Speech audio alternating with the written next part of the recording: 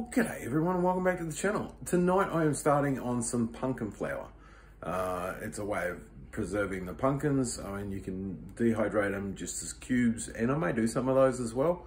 Or you can make the flour, which can then be used to add into cooking as a flour replacement for keto type diets, as just a flavor additive.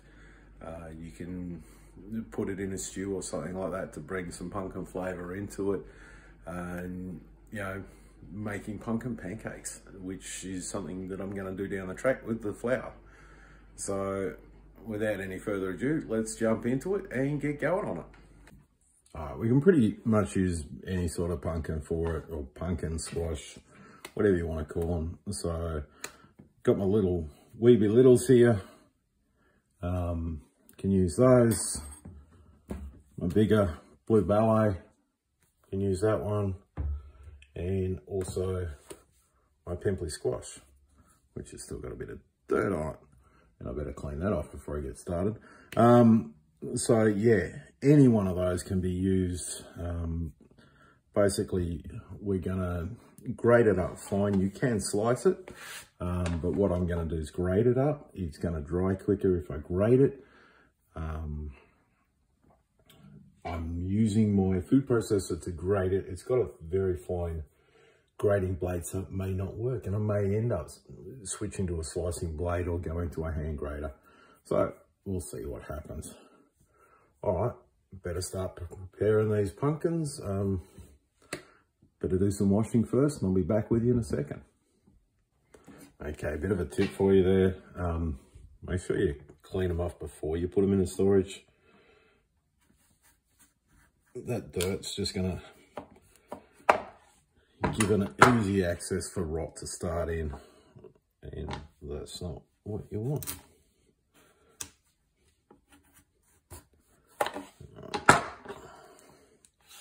So first up with this Weeby Little, I'm just gonna peel it. I probably could have done with a bit more seasoning time. You can see there's still some green veins underneath the surface, but it'll be fine.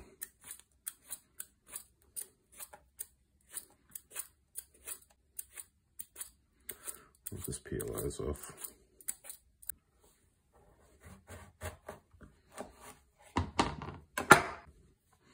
Okay, I have seen it done with the peel, the seed and the core included.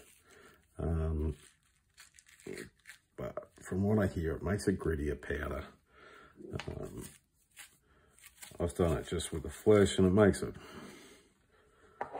nicer flour. So,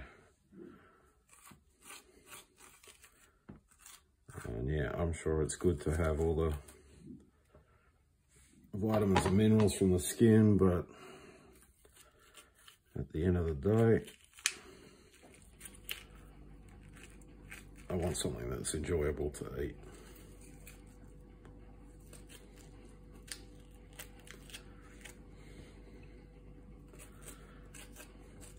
And the chickens will like the leftovers anyway.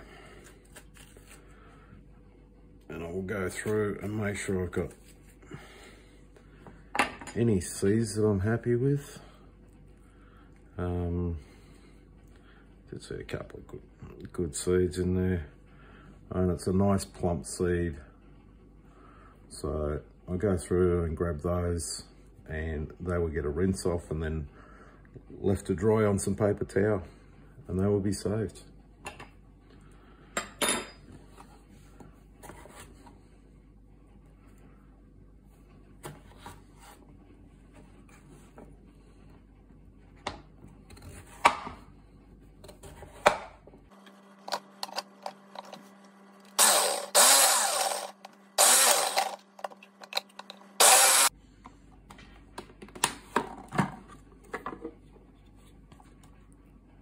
These chunky bits I'll put back through when I do the other one, just to clean them up.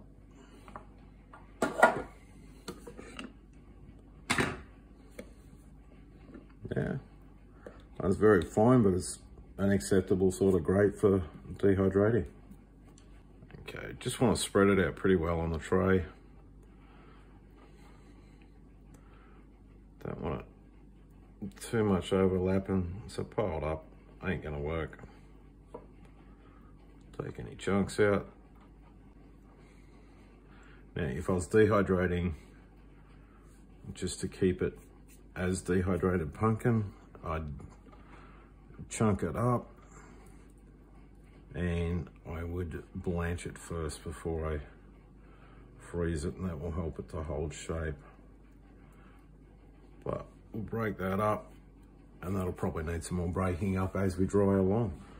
All right, well, that one can go in. I'll make a start on this pimply squash because I'm sure everyone wants to see the inside of that. And then I'll go through the rest of the process off camera. All right, there we go. That wasn't much work. All right, as you can see, this one's fairly full of seed in the center. I'm not gonna save the seed off this one. I'm pretty sure this one is a cross-pollinated, just because the shape of it's totally different from my other ones. It's got this typical pumpkin shape where they're supposed to be a long sort of shape, more like the blue ballet. So I think this one is a cross-pollinated. I'm not going to keep seed out of it. This seed's going to go straight to the chickens. I'm not looking to develop a different style or anything like that. So I'll go ahead, process all this, and I'll join you back in a while. All right, folks, here we are out in my laundry room. This is where I run my dehydrator. Got a nice big window there, so plenty of fresh air coming through. So if things get humid, it can air out pretty easy. On hot days, it means I can close the laundry door, and you know, the heat stays in this room, goes to outside. Okay, so we have 2 trays at the top, which are our Weeby Little. Next 6 trays are the Pimply Squash. Now, I did end up doing this with the skin on it. That was a really hard to cut one. It's been grated, and then I'm going to run it through the coffee mill, so it should reduce the skin to nothing by the time I've done that. And it will probably add a bit more orange color to it. And my very last tray is what was an undersized blue ballet. You can see there's a wee bit of green still on that one. That's absolutely fine. All right, so let's get it all sorted. Okay, flip it on. Temperature. Just going to turn that down to 50 Celsius. Not sure what that is in Fahrenheit, but it's a pretty low temperature. So I'll let it sit overnight. I am just about to go to bed, so it can sit overnight and dry away like that. All right, folks, here we are next morning. We've got 2 hours left on it, so let's have a look and see where it's up to.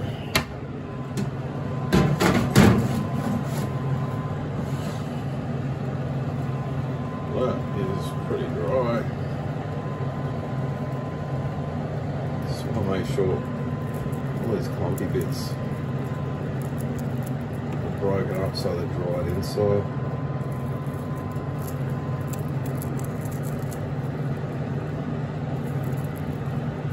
They are pretty dry.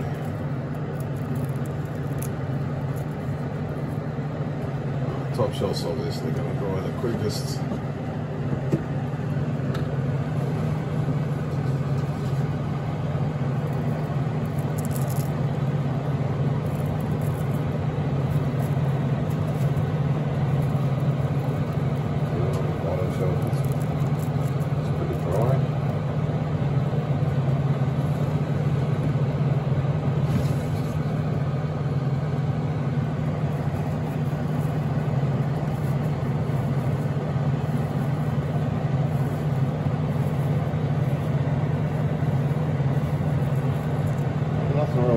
like it's moist, but what I'm going to do is I'm going to go through and I'll break up all the clumps and just let it run out for the last of that 2 hours.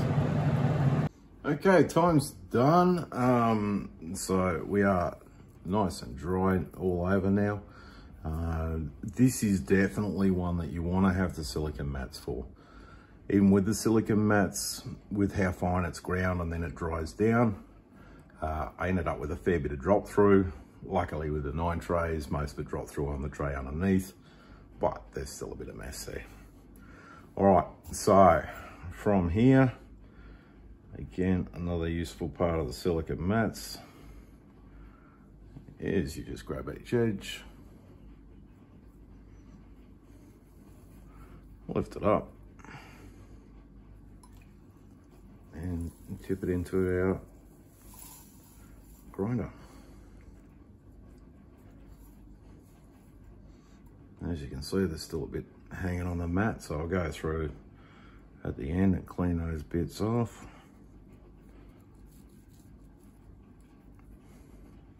Drop it on the one underneath.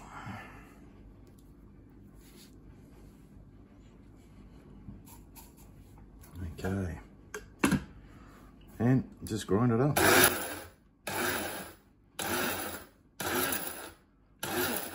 I find pulsing grinds work best.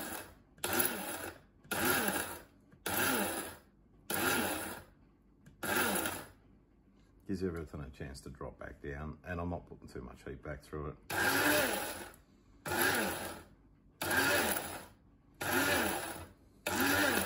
Okay, now you want to be careful when you're powdering anything.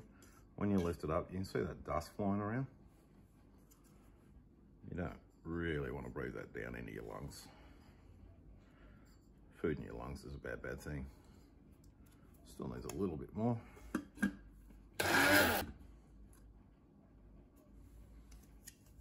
that's not bad right there.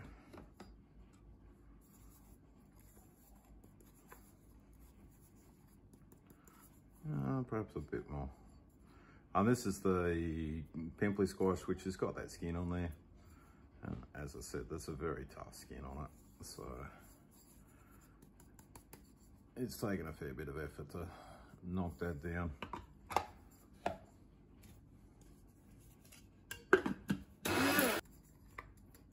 That's better. All right, so in it goes. I'll go through, grind the rest of this up, and I'll join you once that's done. All right, there we go, all processed. As you can see, I've run it through a very fine sieve. This stuff that's left, that's mainly skin and that sort of thing. It won't break down too well. Now, I could use it as like a polenta or something like that when I'm baking, but at the end of the day, for me, I've got the chickens outside and they're gonna thoroughly love that. So they can have that to eat. And there is our flour. As you can see, a little bit of the ultra fine skins drop through. That's fine, that just adds a bit of fibre. I've probably got between 2 and 3 cups out of that big pimply squash. 2 small weeby littles, and 1 little undersized blue ballet. So, you know, it's not a huge return that you get out of pumpkin flour. If you're using it for a keto type diet where you're replacing grains, then you'd probably want to add it to nut flours or something like that. For me, because I'm just using it as an additive to cooking, it's absolutely fine. You know, it's just going to add some flavor into things for me. So, fair bit of work, but you know, it does make a nice product. It tastes delicious, and I will make up some recipes with it to show everyone. All right, thank you very much everyone for watching, and bye for now.